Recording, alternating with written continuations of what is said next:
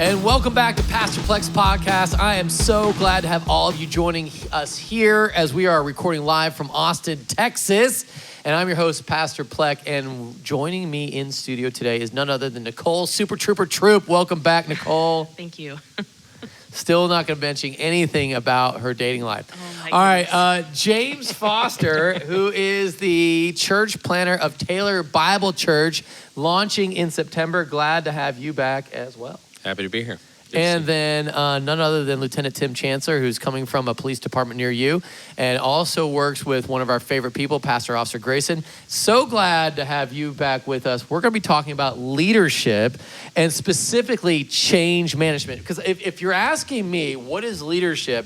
It's all about change management.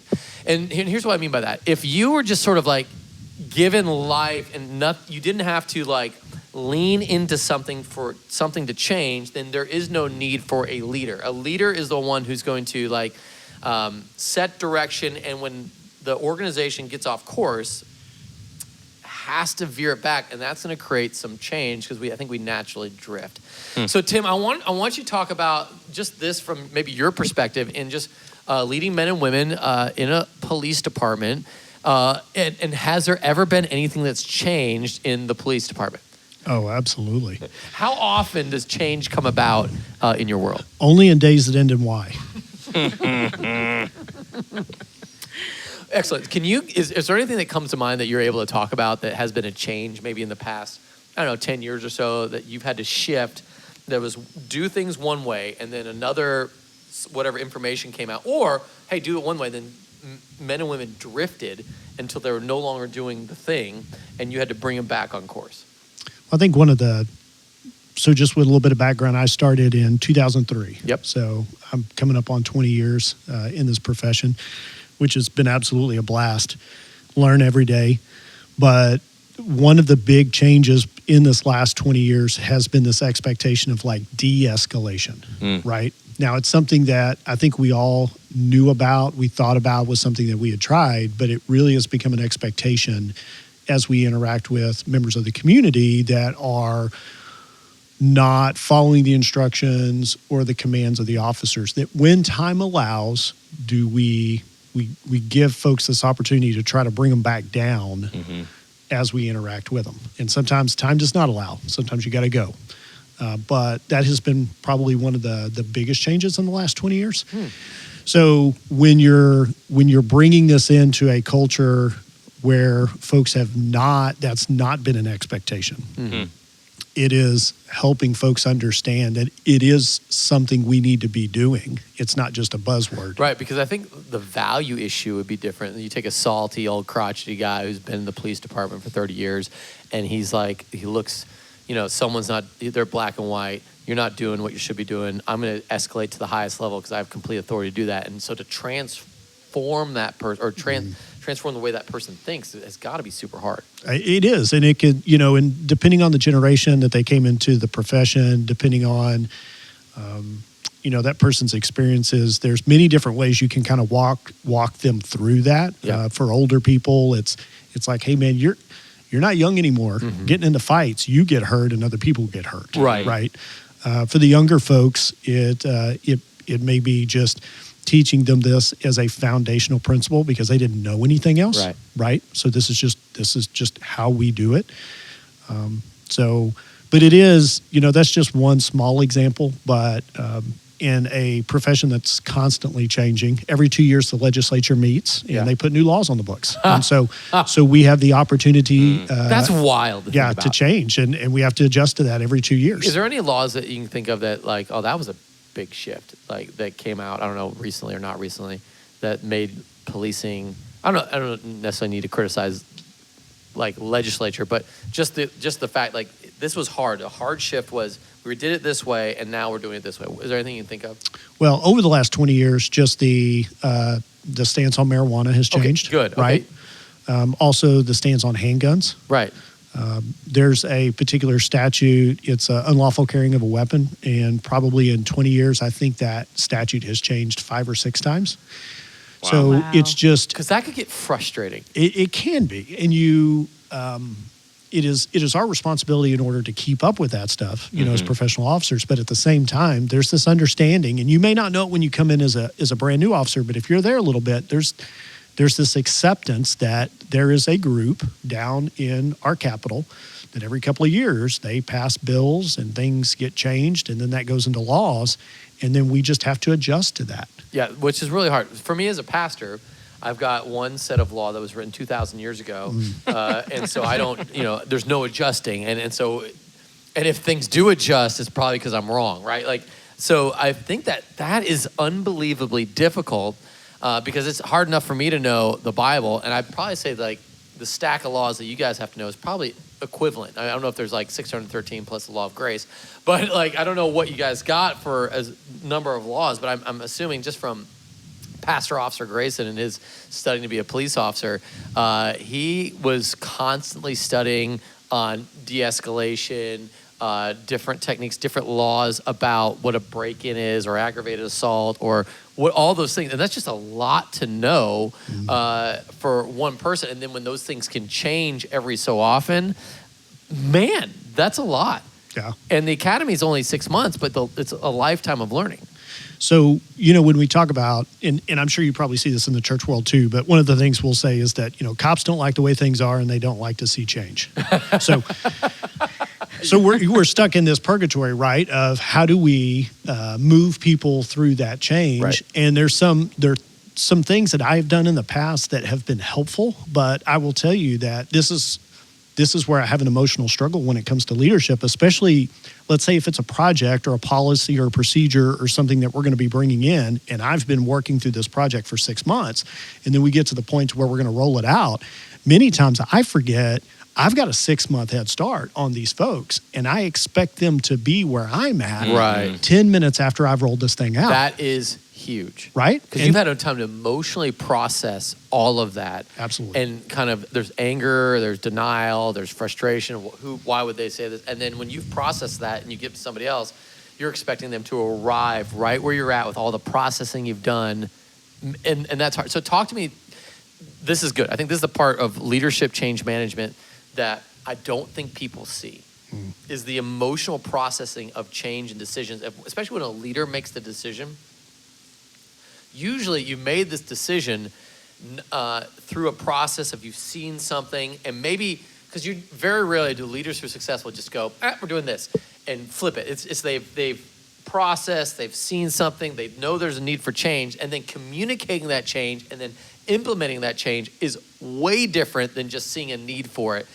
So I think that's the big struggle, at least in church world, and I'm sure with police officers, it's even more so because you have people's lives on the line, and the way that they've been doing something is now wrong, whatever that wrong is. Oh, man. So, and sometimes this is as simple as a tactic that maybe we have taught. One thing that's changed 3 or 4 times just in my 20 years has been the way that we clear a building. So the way that looks in municipal civilian law enforcement, absolutely different than the way it looks in the military, right? We're kicking in doors and just storming. Yeah, and maybe dropping a frag grenade in there, and then or at least a flashbang. That room is clear, right? So in the civilian application for this, there are many different ways to do it. There is not one that is specifically wrong, but like any tactic, there's a give and a get, and depending on the situation would depend on how you want to use that tactic. And sometimes it feels like we will get a new tactic and we'll get used to it and we'll really get good at it, and then they change that, and it's like, wait a minute. Or that's the tactic we did 15 years ago. We went away from it, and now we're going back to it. Right. And so you have that angst, a little bit of that frustration, a little bit of like, well, if we'd have just left things where we were, then we wouldn't be dealing with it. Right? Which I can also be guilty of myself, right? In my flesh complaining of stuff like that. So, but there's a couple of things that I've tried to shepherd folks through when it comes to when I've dealt with my emotional piece to this, realizing that I'm frustrated because people aren't caught up to where I'm at. But as we try to shepherd them through that change, And the first thing that we ask is, or that I walk through with people is it illegal? Is it unethical? Is it immoral? Does it violate policy? Or is it unnecessarily unsafe? Right. That last one gets tricky. It does, because for us, everything is inherently risky. Right. So they're just things that we do that are just dangerous. Right. But is it like unnecessarily dangerous? Right. So if you look at those first 5, right, and if it's not a tactic, if we're talking about maybe like a direction change, or we're thinking about like a new project or just something practically that we are going to do, does it ping one of those top 5? Yeah. So if it doesn't ping one of those 5, then Do you have an acronym for that? I don't. Tim, how are we going to remember it? Yes. I repetition. That's the way. And that actually came to me from somebody else. I didn't create Well, that. you did really well with just rattling those off like it was nothing. Like we didn't. It's not like we had Tim prepped for the question. He just knew that. Go ahead. So the next piece after that is, and this goes to more like organizational core values, mission, and vision type stuff, is if we're considering to do something, we're making a change, like does this go against the organizational values that we have? Right. So the next piece is, does it conflict with the mission, with the vision? Yep. Okay.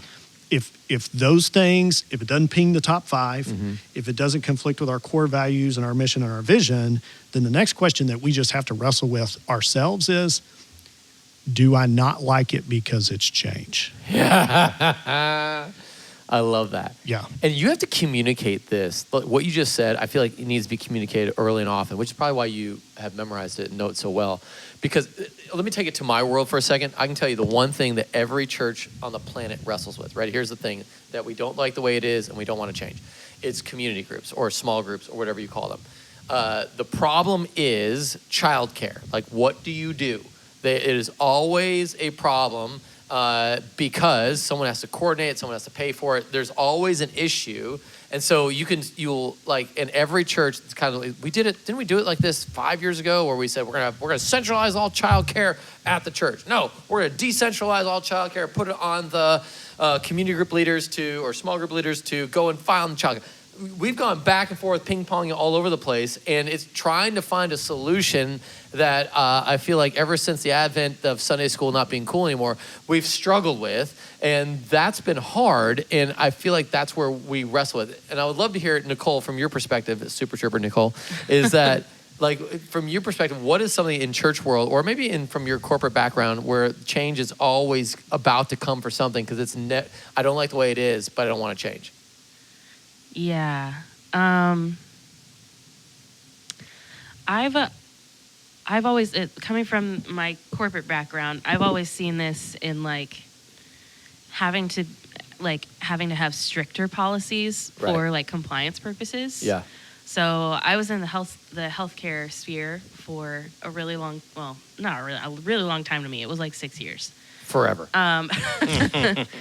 I'm under 30, so that feels like a long time. Pretty much, you're dead.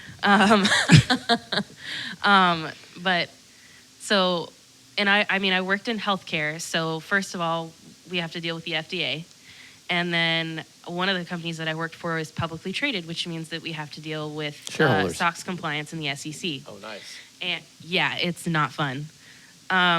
And I was a buyer commodity manager. So I had to kind of like merge both fields because you deal with the FDA compliance, but you're working with money. So you have to do both. And having to communicate to the scientists why we care about like locking down the money is extremely difficult because they come from a very like this specific like frame of thinking and they don't understand why the money has to prevent what they buy or how fast they get it or whatever.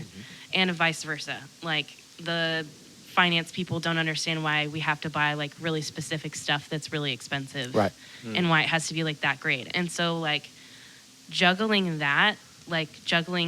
both people who don't understand each other and why we have to do the things that we do, especially when restrictions become more strict for whatever reason, you become bigger, one of your clinical trials like comes under fire by the FDA because there's been a death or something like that. Like that is always really hard to handle. especially when your leadership isn't supporting you. So that's lots of Man, fun. that seems like a lot. Okay, in church plant world, probably one of the biggest things, there's a lot of things, but a lot of things change in church plant world, which is what's nice about small organizations. They can pivot a lot faster than larger ones. But probably one of the things that you're dealing with, struggling with, trying to wrap your head around is venue for church. And talk to me about the amount of change that you're having to process right now on pretty much a daily basis.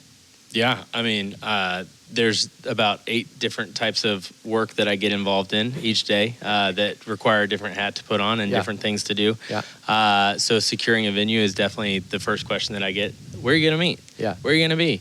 And so trying to figure that out. And that can change because you're going to have really great ideas and that they're going to shift as you emotionally process, as you think through that. And that is one of the things that when you tell somebody, it's because what happens, you tell somebody something and it's not like solidified in rock, and then they go tell somebody else and then they feel like you lied to them. And it's really hard. You've got to hold things with an open hand for sure of like, this is what I think is going to happen, and this is what I would love for it to happen. This would be amazing, but we're still working on it, right? And we don't have that plan for sure. I think there's the picture of like people getting into a car. Yeah. And you've got to actually take them somewhere, right? And you've got to get them into the car. You've got to keep them happy while they're in the car. Right. And then actually take them there, get them there safely. Or you get a bad Uber rating. But the vision piece is seeing where you're going, right? And actually taking them there. And if they're waiting in the car too long, then they're going to get disgruntled and they're going to be upset. Yeah. So you've got to keep things moving. All right. So, Tim, you're going to be starting a podcast. So I'm going to pitch this is like the, promoting Tim moment. Tim, you're going to have a leadership podcast. We're going to address leadership things. Yes, sir. And so where are we going to find you? Because let's put you on the spot of like when we're going to be able to go find Tim Chancellor's podcast. And have you thought of a name yet, by the way? It's called Serve as a Verb. Serve as a Verb. All right, so That is a where are we great going to be able to name. find Serve as a Verb? 10 out of 10. And talk to us about when that's coming out. So we just did a sneak peek episode, which I'm using to shop around to some guests that I would like to have on the show. Yeah. The whole thought process on this is that we're talking about the topics of leadership, service, community, and faith, and how those interact. And as we, in our specific spheres of influence, are reaching the age where we are starting to leave and there's a new generation of leaders that's coming up behind us, they're going to be taking our places whether they're ready or not. Right. And so I have had the blessing of being surrounded by incredible people in my life who have taught me so many good things that I didn't even attribute to leadership until I stepped into some of those positions. And they have absolutely been foundational in the way that I interact with the people that I lead. Mm-hmm. And so having those people tell their own stories so that we can pull out those leadership principles and then giving us practical application as to how to apply that in the spheres where we lead. That's great. So that they're telling the story. And it's just being a good steward of this wisdom and just passing it on to others because that's how I received it. Yeah. So we're putting that together now. We're going to start taping this summer. The goal is to have season tape? 1. That's interesting. Tape. Recording. I'm sorry. Yes. That was really rude. Yeah. I just couldn't help myself. I was like, who uses videotape? Yeah. All right. Or recording tape. Hey, sorry, go ahead. Yeah, so we're going to record this summer. The goal is this fall to have season 1 launched, and then we'll start dropping Is this going episodes. to be a weekly podcast, a monthly podcast? What you going to do? So it depends on my time. Yeah. There may be some movement in my professional job a little bit that may give me a little bit more time. You're getting promoted? No, not anything like that. But just there may be a little bit of change there. Okay. So that may allow for a little bit more time. Right. But right now, just kind of thinking season 1, 10 episodes. Let's kind of see how that goes. Yeah. We're looking at about a 30 to 45 minute length. Nice. So if you can get in the car, drive home, that's kind of I like it. that thought. Yeah. Because also, 1.5 to 2 hour podcast, I can't keep up with that. I don't Yeah. have enough time for that. So Ain't nobody got time for that. ain't nobody. Ain't got time to create it. Ain't got time to listen to it. So that's kind of the snapshot, and then we'll see what happens. We're just going to give it to the Lord and say, this isn't something we're looking to make any money off of. It is literally just to pass along wisdom to build new leaders. So it's called Serve Is a verb. That's correct. Serve is a verb. If you got like serveasaverb.com yet, or you can get Not yet. All right, get on that. It's available. Yeah. Yeah, make sure it's available. Yeah, I probably Hurry need up. to. Yeah, someone's probably like buying it right now. Last month and it was selling it to you. it wasn't in the Apple podcast. There was nothing named that. So. Okay. There you go. All right. Serve as a verb. And now, James, let's get back to you on Taylor Bible Church. When we starting this thing? Yeah, September 2023. So this year, just a couple months away. So charter service. You got a date on that? That should be the week before, so the 17th. Okay. So this going to be an September. evening thing, so I can come to it. That's the hope. All right. now. Well, I'm really excited Evening would about be that. easier. I will definitely be there.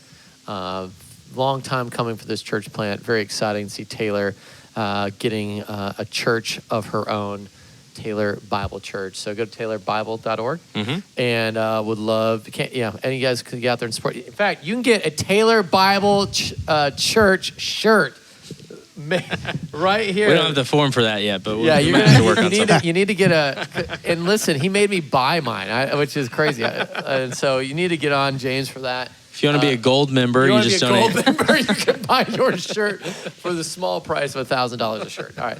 No, hey, listen, thanks you guys so much for having all you on, and just really grateful for that. Hey, if you got any questions for Lieutenant Tim and you want him to come back on the show and tell some really great stories before he starts his own podcast, let us know. We will get Tim back here sharing more about his heart and what's going on in his world. And if you want any more questions for Taylor Bible Church planner James Foster, we'd love to have him as well. You can just text us 737-231-0605 or go to pastorplek.com, where we do talk faith, culture, and everything in between. Make sure you share, subscribe, and like all the things that you're seeing in front of you wherever you are listening or watching this media.